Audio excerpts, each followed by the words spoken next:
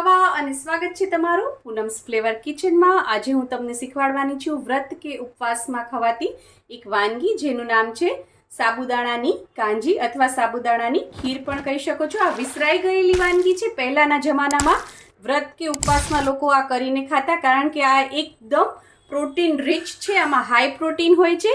તમે વ્રત કે ઉપવાસમાં તો ખાઈ જ શકો છો, પણ હું કહું છું કે વ્રત કે ઉપવાસ ન કરતા હો તો પણ અઠવાડિયામાં 2 થી 3 વાર તમે જરૂરથી આ કાંજી કે ખીર બનાવીને ખાજો, તો તમારા શરીરમાં ક્યારેય પ્રોટીનની ઉણપ નહીં થાય। એના માટે મેં અહીંયા સાબુદાણા લઈ લીધા છે। સાબુદાણા 2 ટાઈપના આવે છે। ઘણી જગ્યાએ ઝીણા મળે છે અને ઘણી જગ્યાએ મોટા મળતા હોય છે। તો મોટા સાબુદાણા જો તમને મળે તો એ લેવાના।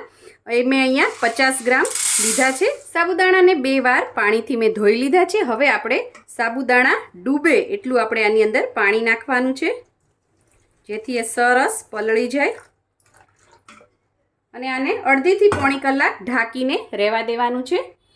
મેં અહીંયા ગેસ ઉપર 500 ml દૂધ ગરમ કરવા મૂકી દીધેલું છે। દૂધમાં થોડો ઉફાળો આવવા લાગે ત્યારે આપણે જે આ પલાળેલા સાબુદાણા છે એને આની અંદર નાખી દેવાના।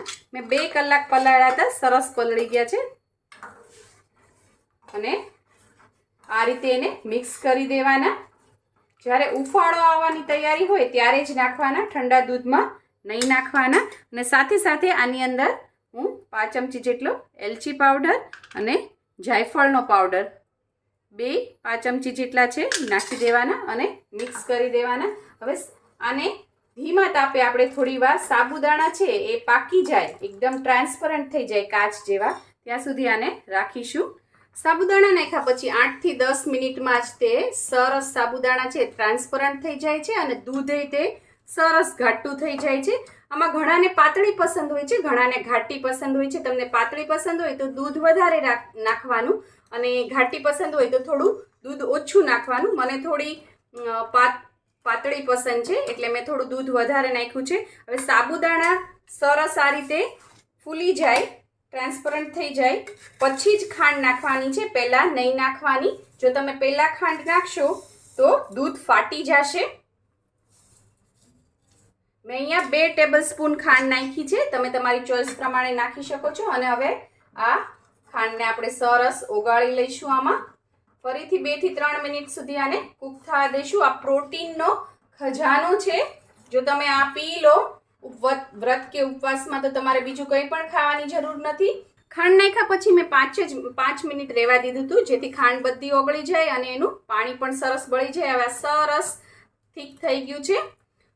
તમારે ડ્રાયફ્રૂટ નાખવા હોય તો આમાં ડ્રાયફ્રૂટ પણ નાખી શકો છો અને કેસર નાખવા હોય તો કેસર પણ નાખી શકો છો, પણ ઓથેન્ટિક હોય એ એકદમ આવી વ્હાઈટ જ હોય। મને આવી વ્હાઈટ જ પસંદ છે, એકદમ લુક એનો બહુ સરસ આવે છે। સાબુદાણા છે મોતી જેવા લાગે છે એટલે મેં કેસર નથી નાખ્યું। ગેસની ફ્લેમ બંધ કરી અને આને સર્વ કરી લઈએ। સાબુદાણાની ખીરને મેં એક સર્વિંગ બોલમાં સર્વ કરી દીધી છે। તમે જોઈ શકો છો કેવા સરસ કાચ જેવા સાબુદાણા લાગે છે અને સ્વાદમાં પણ એટલી જ સરસ લાગશે। હવે જો તમને પસંદ હોય તો આની અંદર લાસ્ટમાં 1 ચમચી દેશી ઘી જ્યારે સર્વ કરો ત્યારે જ નાખી દેવાનું અને એને આ રીતે હલાવી દેવાનું। બહુ જ સરસ લાગે છે આ ખીર। તમે આને ગરમ પણ ખાઈ શકો છો અને ફ્રીઝમાં ઠંડી કરીને પણ ખાઈ શકો છો। જેમ જેમ આ ઠંડી થશે એમ થોડીક વધારે ઘટ્ટ થશે। બહુ સરસ લાગે છે આ ખીર। જો તમને મારી આ રેસીપી પસંદ આવી હોય તો લાઈક, શેર, કોમેન્ટ કરો। પ્લીઝ મારી ચેનલને સબસ્ક્રાઈબ કરો અને હા, બેલ આઇકન દબાવવાનું ના ભૂલશો, જેથી આવી જ સરસ મજાની વાનગીઓ તમારા સુધી પહોંચતી રહે। થેન્ક યુ, આવજો।